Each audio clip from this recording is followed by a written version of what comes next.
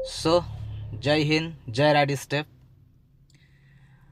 आज कुछ प्रॉब्लम को लेके आया हूँ। कुछ प्रॉब्लम जो हम लोगों के बीच में होते रहती है। सबको लगता है कि मेरे टीम ढीली चल रही है, टीम में वैसा आदमी नहीं है जैसे मैं हूँ, टीम में ग्रोथ नहीं है। तो एक कहानी सुनाता हूँ, उस कहानी से मतलब निकाल लीजिएगा। और वो कहानी है अफ्रीका महाद्वीप की, हीरो की खदान। एक आदमी था, साधारण आदमी, खेतीबाड़ी करता था।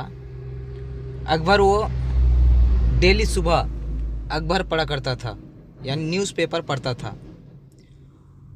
और डेली न्यूज़ में सुनता था कि अफ्रीका में फलना जगह में हीरो का खदान निकला, वहाँ खदान निकला, यहाँ खदान निकला।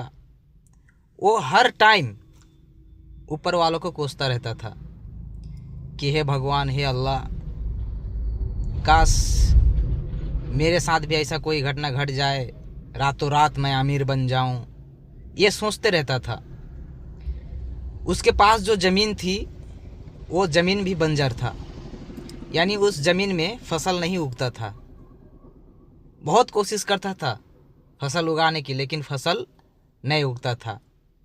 निराश होके वो एक दिन क्या किया, जो उसके पास जितना ज़मीन था, बंजर ज़मीन, सबको बेच दिया। क्यों जानते हैं? हीरो का खदान खोजने के लिए।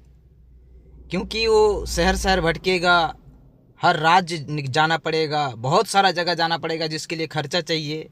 तो उसने क्या किया, उसके पास जो बंजर ज़मीन थी उसको उसने बेच दिया। और बेचने के बाद बहुत सारा पैसा इकट्ठा हुआ, बोरिया बिस्तर बांधा और वो पैसे को लेके निकल पड़ा हीरो का खदान को खोजने के लिए। एक दिन गुजरा, 2 दिन गुजरा, 3 दिन गुजरा, 4 दिन, 5 दिन, 10 दिन, 1 महीना, 2 महीना, 6 महीना, साल भर गुजर गया हीरो का खदान खोजते खोजते।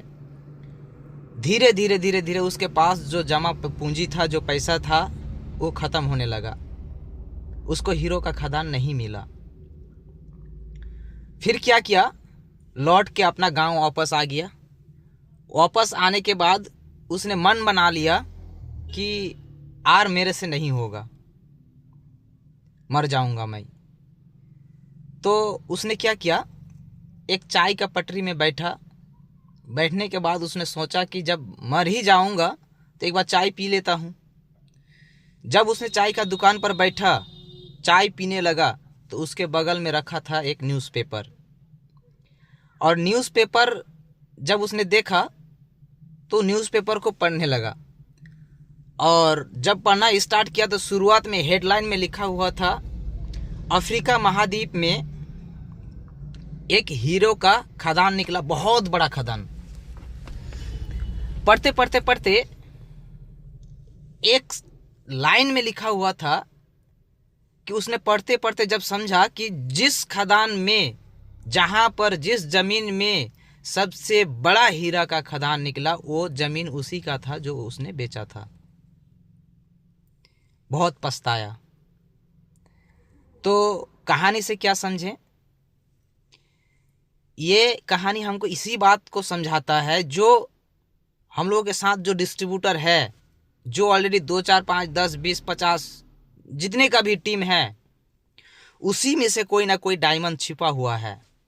उसी में से कोई ना कोई डायमंड छिपा हुआ है। सिर्फ आपको और हमको क्या करना पड़ेगा, खोजना पड़ेगा।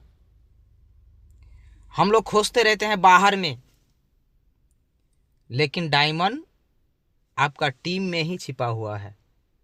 जैसे कि उस आदमी के साथ घटना घटा, वैसा मेरे साथ और आपके साथ ना घटे, इसके लिए खुद को ट्रेन कीजिए, खुद को डेवलप कीजिए। अपने टीम में जो डिस्ट्रीब्यूटर अभी एक्टिव है उनको फोकस कीजिए, उनको फोकस करिए 100%।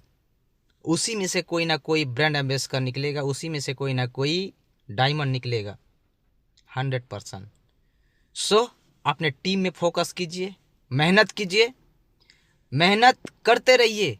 भले ही आज सफलता नहीं है, भले ही आज नेगेटिविटी आया हुआ है, लेकिन एक ऐसा टाइम आएगा जब आप हंसेंगे, और गांव के लोग, अड़ोस पड़ोस को ले, दोस्तों, सब सर पे हाथ धरा बैठा ही बैठा रह जाएगा।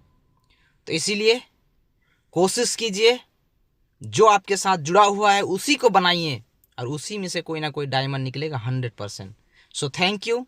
जय हिंद, जय राइट स्टेप।